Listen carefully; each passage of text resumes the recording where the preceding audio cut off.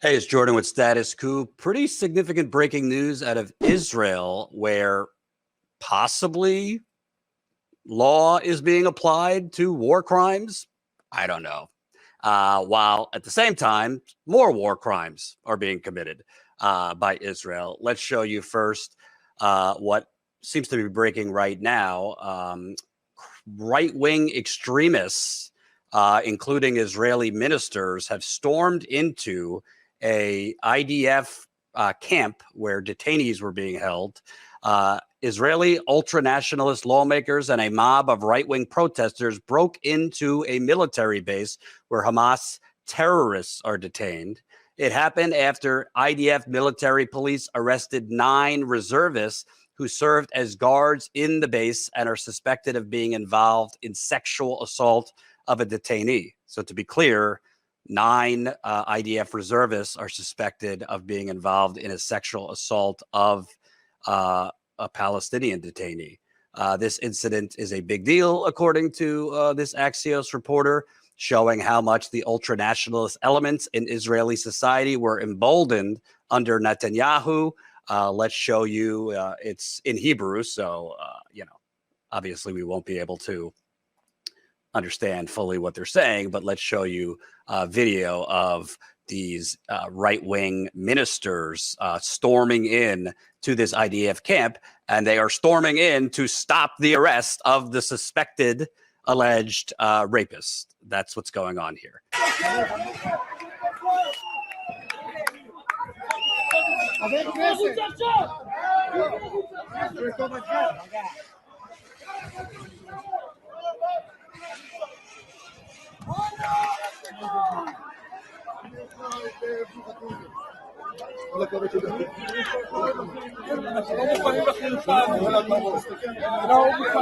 By the way, President Biden wrote an op-ed this morning in the Washington Post calling for major Supreme Court reforms, including a constitutional amendment so that no president is above the law.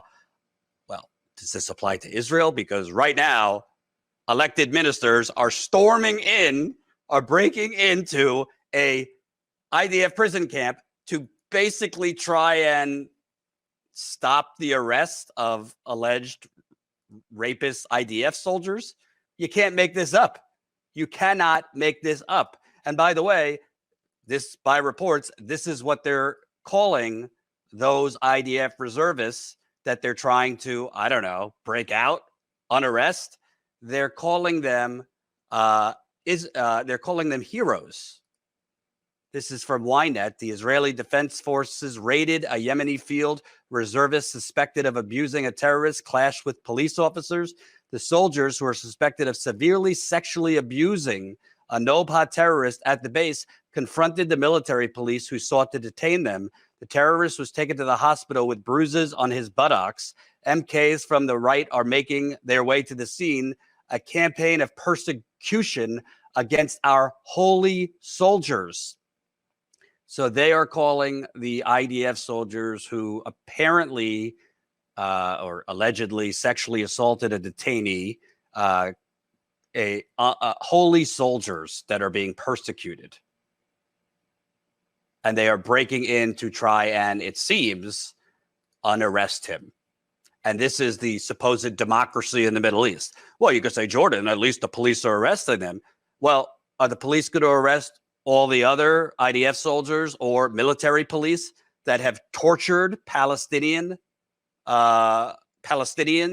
who were held on no charges, were held basically, at black sites?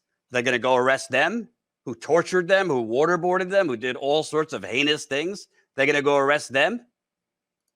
And by the way, why do these ministers feel that they could just break in to a IDF prison camp where they're holding, terrorists, many of whom there's no actual evidence they're terrorists, that they're held indiscriminately with no charges in extrajudicial processes?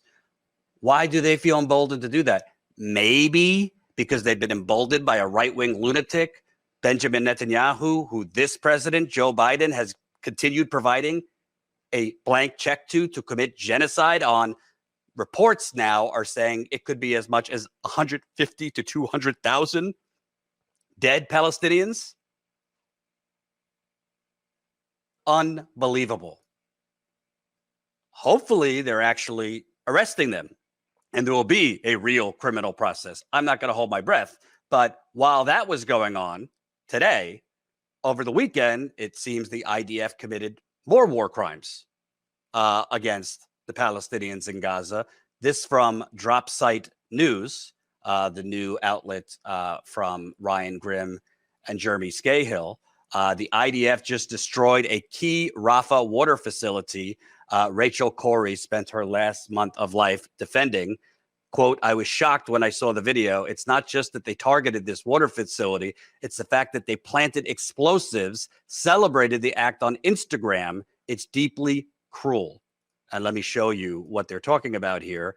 This happened over the weekend where IDF soldiers, by all accounts, just blew up a major water reserve that delivers water to Palestinians.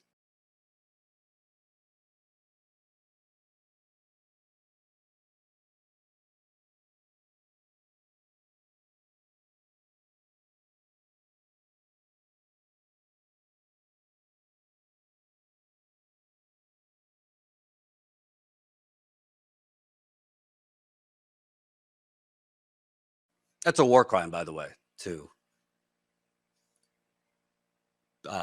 sabotage water for civilians. It's a 100% a war crime. Let me give you more information on what exactly happened. Again, this is from Drop Site News, who's been doing great work. You should definitely check them out, support them if you can.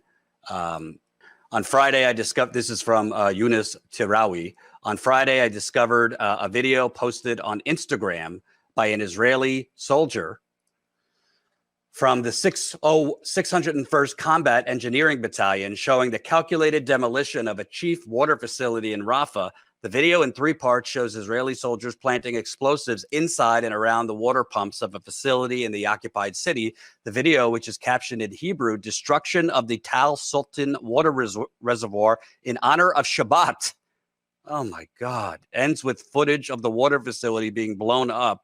The soundtrack is a song produced by soldiers of the 51st Golani Brigade with lyrics like, we will burn Gaza, shake all of Gaza. For every house you destroy, we will destroy 10.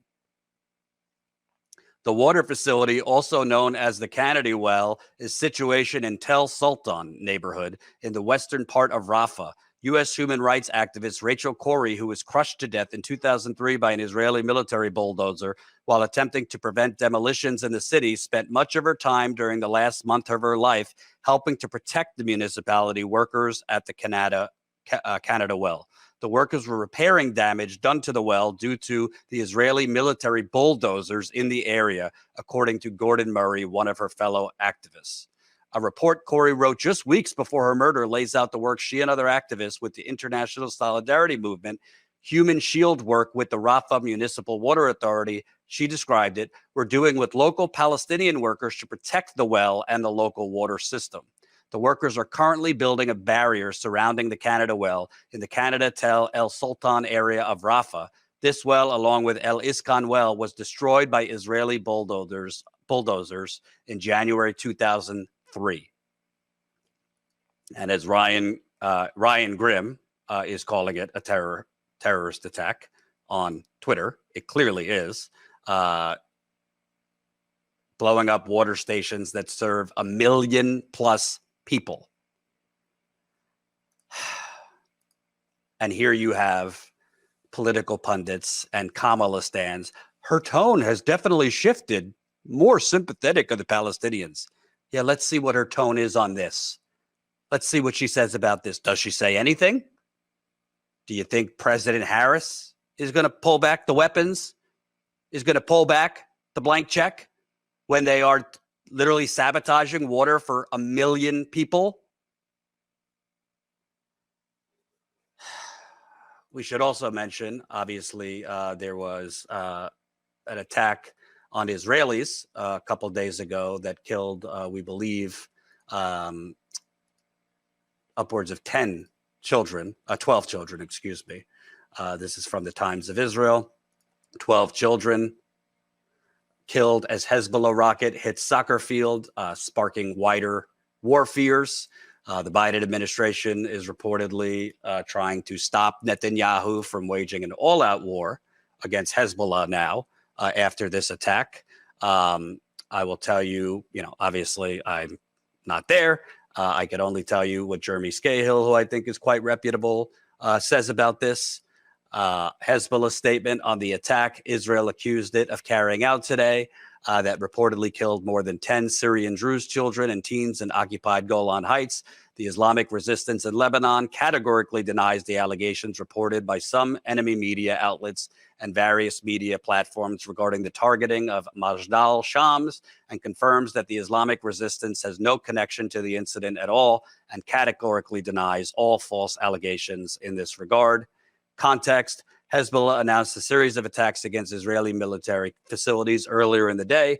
Israel then accused Hezbollah of striking the soccer field, killing Syrian Druze children in occupied Golan. Hezbollah denied it was responsible. Some analysts speculate that that an Israeli Iron Dome missile hit the field and Israel is trying to blame Hezbollah. Others are accusing Hezbollah of a cover-up because the strike killed Syrian Druze children living under Israeli occupation. This is an incendiary moment because Israel has been publicly threatening war against Lebanon. I don't think it's if, I think it's when all-out war between Israel and Lebanon and Hezbollah happens. I do not see President Biden doing anything but supporting Israel 100%. And her sympathy noted, but there's no evidence that Kamala Harris is going to make any specific proposals to break from Biden's policy.